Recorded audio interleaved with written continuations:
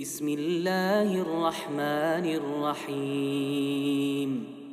Что же касается хадиса Усамы, то он является доводом на то, что мы сказали относительно мушрика, произнесшего шахаду. А именно то, что кровь такого человека становится запретной, так как в своей основе он был мушриком. А мушрики являются теми, чья шахада принимается.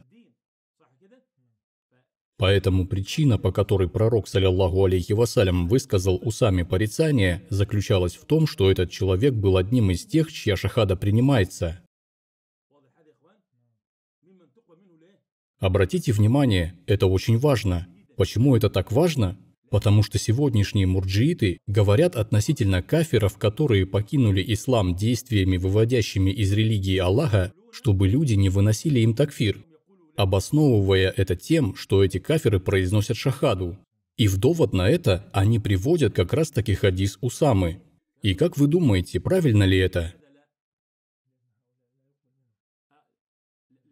Вы должны понять, тот, кого убил Усама, являлся тем, чья шахада принимается, так как он являлся мушриком. И с произнесением шахады он входит в ислам. А что касается сегодняшних вероотступников, которые вышли из ислама более чем из нескольких дверей, то необходимо, чтобы такой человек вошел в ислам в те же двери, из которых он вышел. Понимаете, если человек порочит Аллаха субханаху ва тааля, порочит пророка, саллаллаху алейхи вассалям, или он предпочел исламу христианство или иудаизм, или человек не признает и не подчиняется шариатским постановлениям, все это выводит из ислама. И если такой человек произносит шахаду, то она не принимается до тех пор, пока он не отвернется от тех действий, которые вывели его из религии. Поэтому хадис Усамы, как аргумент со стороны мурджиитов, в этом случае недействителен.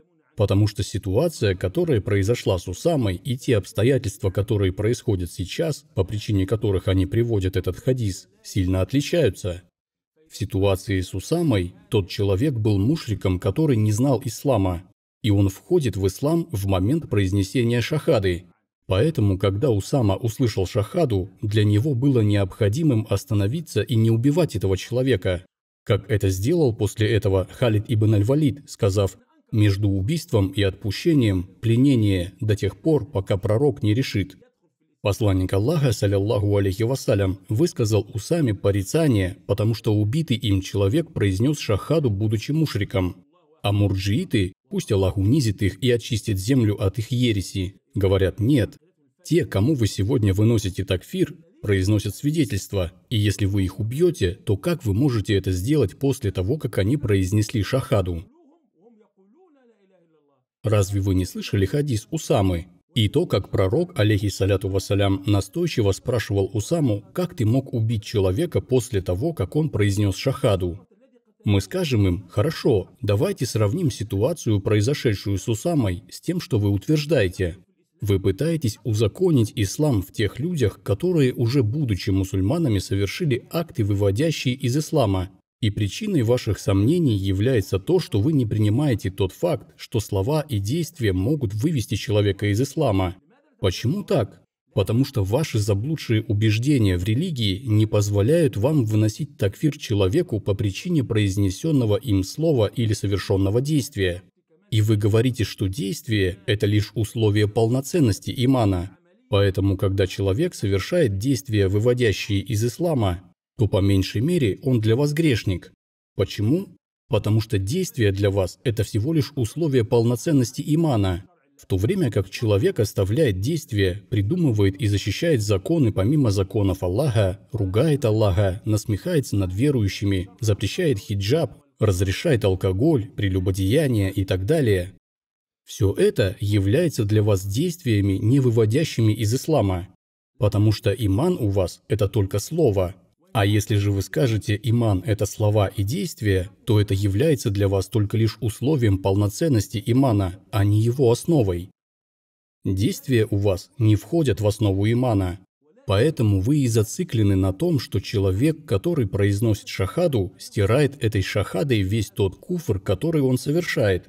Вы утверждаете, что человек не попадает в куфр посредством слова или действия, и обвиняете нас в том, что мы якобы выносим такфир тем, кому Аллах не вынес такфир. Мурджииты говорят: Аллах доволен верой человека в сердце. И в этот самый момент Аллах, субханаху ва тааля, опровергает их и говорит, что куфр, выводящий человека из ислама, бывает и по причине слова. Аллах говорит в Коране, смысловой перевод: «Если ты их спросишь, они непременно скажут: мы только болтали и забавлялись». Скажи, неужели вы насмехались над Аллахом, Его аятами и Его посланником? Не извиняйтесь, вы стали неверующими после того, как уверовали. Сура Ат-Тауба, 65 и 66 аяты. Понимаете? Тут Аллах говорит им: вы уже произнесли слово, выводящее вас из религии. Не извиняйтесь, вы стали неверующими после того, как уверовали.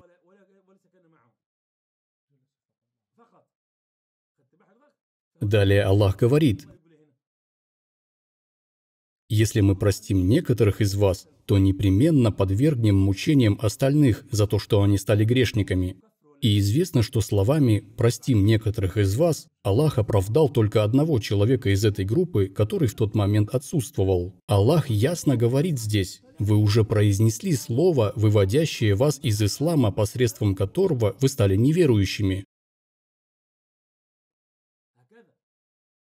Разве Аллах не вынес этим людям такфир приведенными выше аятами?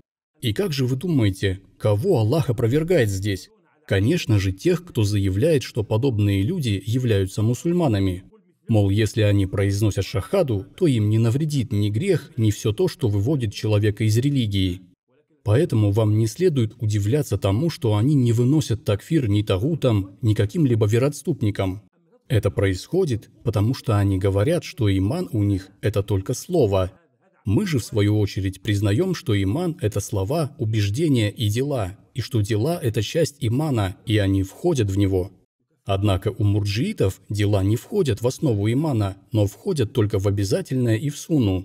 А что касается того, чтобы причислить действия к основе, то нет, они не согласны.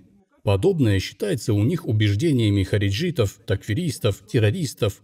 Таких людей они считают дикарями, которые выносят такфир мусульманам. И опираются они на то, что пророк, саллаллаху алейхи вассалям, сделал порицание усами. Мы же скажем им, что это заблуждение. Ведь вас опроверг сам Аллах, вынеся такфир за слово и действие. Таким образом, иман у Ахлю-Сунна – это убеждение, слова и действия. Иман увеличивается и уменьшается, и действие входит в иман и является одной из трех основ.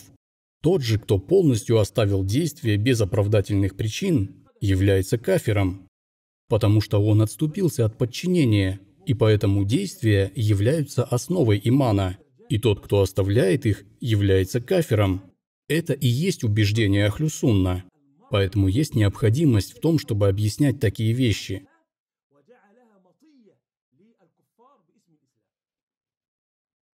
Так как мурджиизм распространился в умме, это стало опасной болезнью, которая ослабила эту умму и подчинила ее неверующим. Мурджиизм сделал куфр и ширк чем-то допустимым, разрешенным. По их мнению, чем бы вы ни занимались, в этом нет проблем, вы мусульмане. Будете ли вы воевать с законами Аллаха или ставить во главе правления отъявленных тагутов, ничего страшного, вы мусульмане. Почему? Потому что вы произносите шахаду. Но вместе с тем, они смело призывают убивать всех тех, кто зовет к таухиду.